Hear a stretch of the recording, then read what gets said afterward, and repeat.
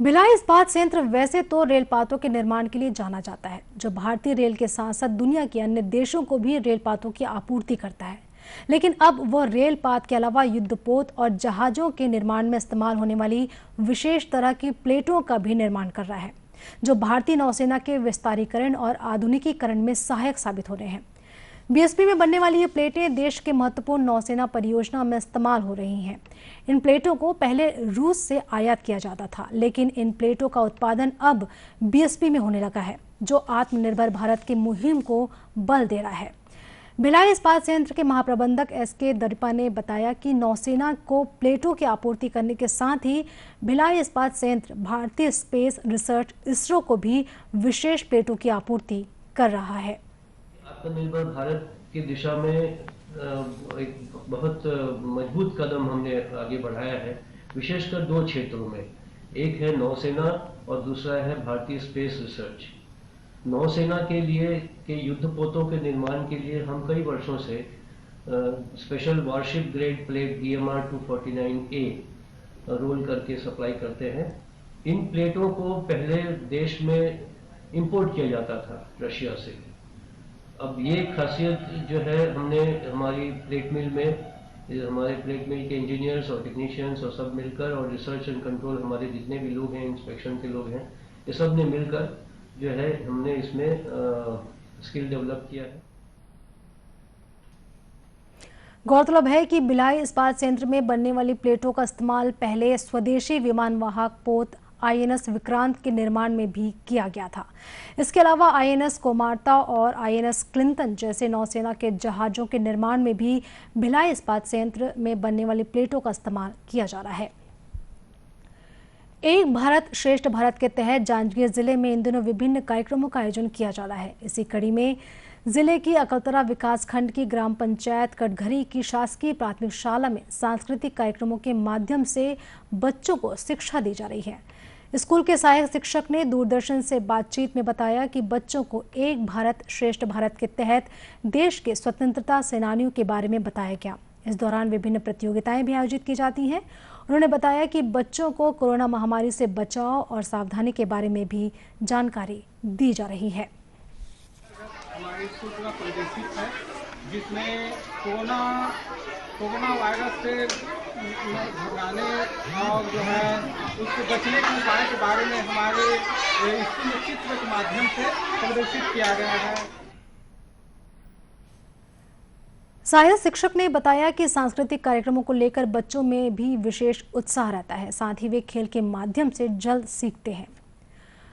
आज शारदीय नवरात्र का तीसरा दिन है। आज के दिन मां चंद्रघंटा की पूजा का विधान है, लेकिन इस बार नवरात्रि 8 दिन की है, इसलिए मां कुष्मांडा की पूजा भी आज की जा रही है।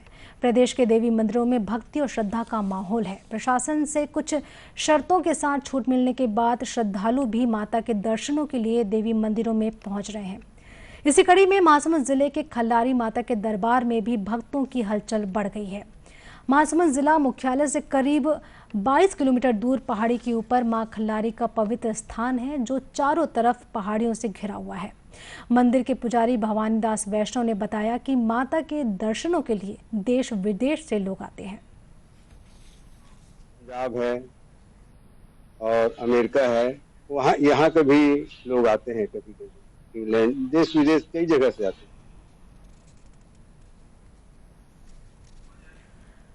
वहीं मां खल्लारी ट्रस्ट के कोषाध्यक्ष सुरेश चंद्राकर ने बताया कि कोरोना महामारी के कारण प्रशासन से जारी दिशा निर्देशों का पालन किया जा रहा है और उसी के अनुरूप सारी व्यवस्थाएं की गई हैं।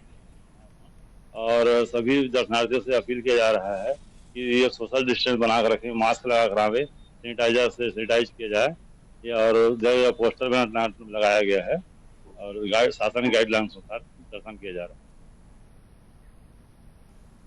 इधर गरियाबंद जिले में भी नवरात्रि की धूम देखी जा रही है। जिला मुख्यालय में 17 स्थानों पर देवी मां की प्रतिमा स्थापित की गई है। देवी मंदिरों और प्रतिमा पंडालों में रंग बिरंगे प्रकाश के झालरों के साथ पहुंच मार्गों पर विशेष साज सज्जा की गई है।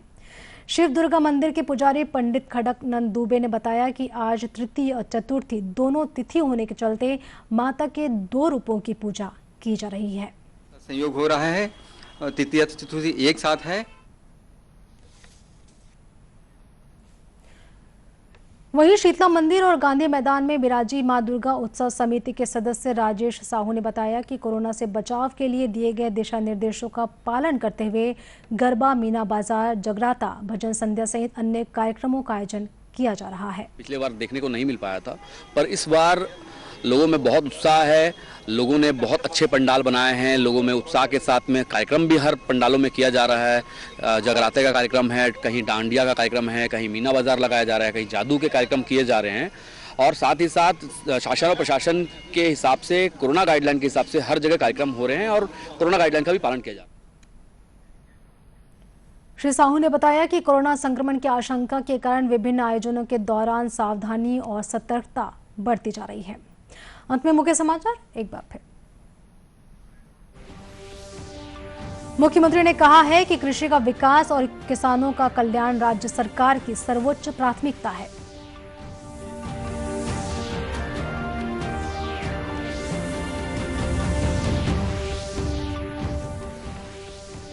प्रदेश के राहत आयुक्त ने कोरोना महामारी से मृत व्यक्तियों के परिजनों, आश्रितों को राज्य आपदा विमोचन निधि से 50,000 रुपए की आर्थिक अनुदान सहायता देने के संबंध में दिशा निर्देश जारी किए।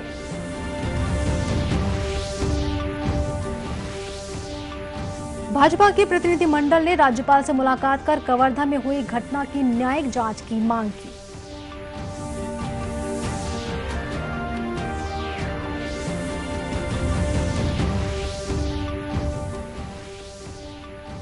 और भिलाई इस्पात संयंत्र युद्धपोत और जहाजों के निर्माण में इस्तेमाल होने वाली विशेष तरह की प्लेटों का भी कर रहा है निर्माण।